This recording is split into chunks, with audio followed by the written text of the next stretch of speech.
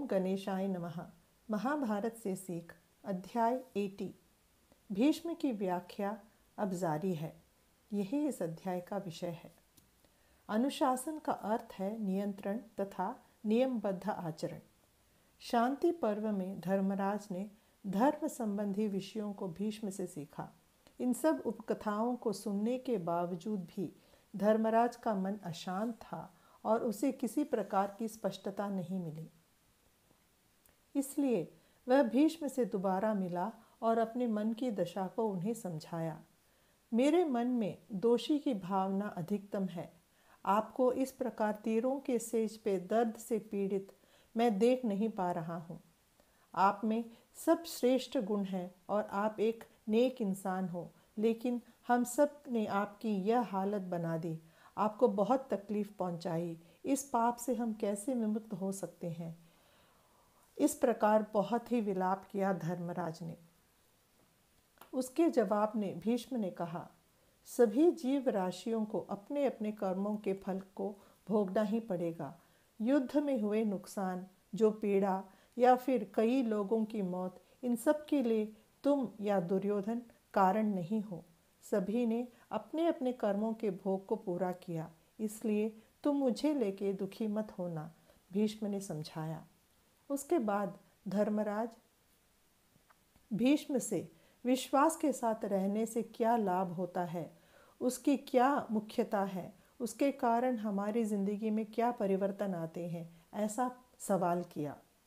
भीष्म ने नीचे बताए कथा द्वारा इन प्रश्नों का उत्तर दिया और धर्मराज को समझाया।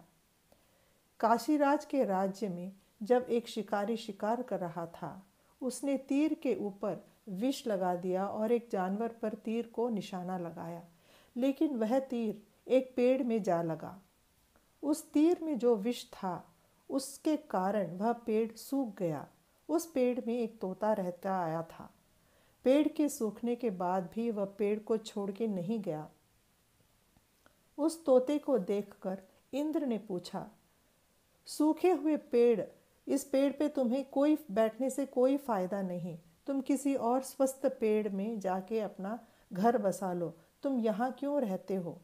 तब उस तोते ने जवाब दिया, इस पेड़ में ही मैं पैदा हुआ और इसी में पला बड़ा हुआ हूँ। इसके फल को खा के ही मैं जीवित रहा हूँ। जब इस पेड़ का बुरा वक्त आया, तब इस पेड़ को छोड़ के मेरा जाना सही नहीं है। मेरा मन नहीं मानता ऐसा करने के लिए।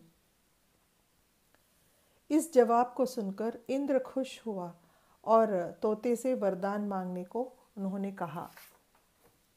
तोते ने तुरंत मांगा कि यह पेड़ पहले जैसा हरा भरा होना चाहिए। इंद्र ने उसे वह वरदान दिया और वह पेड़ पहले जैसे फलता फूलता हो गया।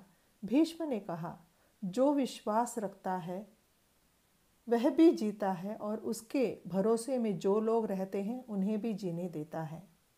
अब धर्मराज ने शरणागत होने से क्या फायदे हैं, उसको समझाने के लिए भीष्म से पूछा।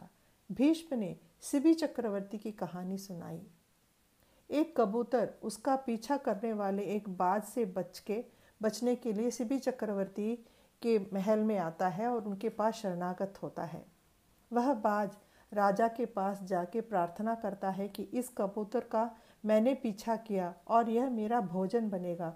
यह प्रकृति का नियम है, इसे रोकने की अनुमति तुम्हें नहीं है। इसके जवाब में राजा ने कहा, जब कोई मेरे पास आश्रय लेने के लिए आता है तो उसे बचाना मेरा धर्म और कर्तव्य है। मैं अपने कर्तव्य से पीछे नहीं हट सकता। तब उस बाज ने राजा से कहा कि कबूतर का जो वजन है, उस वजन से ठीक वही वजन आप अपने शरीर से काट के मुझे दे देना, क्योंकि मैं और मेरे बच्चे इसी भोजन पर निर्भर हैं। राजा ने तुरंत अपने शरीर से एक भाग को तलवार से काट के तराजू में रख दिया और दूसरे पलाड़े में कबूतर को रखा। जितना भी मांस रखा गया उस कबूतर का वजन से बराबर नहीं हो पाया। उस कबूतर को बचाने के लिए राजा ने कई बार यही काम किया, मांस काट के रखते गए, लेकिन वह कम पड़ता गया। उसके बाद राजा स्वयं तराजू के दूसरे पलड़े में खड़े हुए। इसे देखकर इंद्र, जो बाज के रूप में थे, वो और बाकी देवता आश्चर्य होते हुए राजा पर फूलों की वर्षा करने लगे। देवलोक से एक विमान आके उसे मानव रूप में ही ले गए। जो भी किसी के शरण आते हैं, वह चाहे मनुष्य हो, पक्षी हो या जानवर, उसकी रक्षा करने को जो भी हमेशा तैयार रहते हैं, ऐसे परोपकारी और दयालु दिल वालों के लिए स्वर्ग के द्वार हमेशा खुले रहते हैं।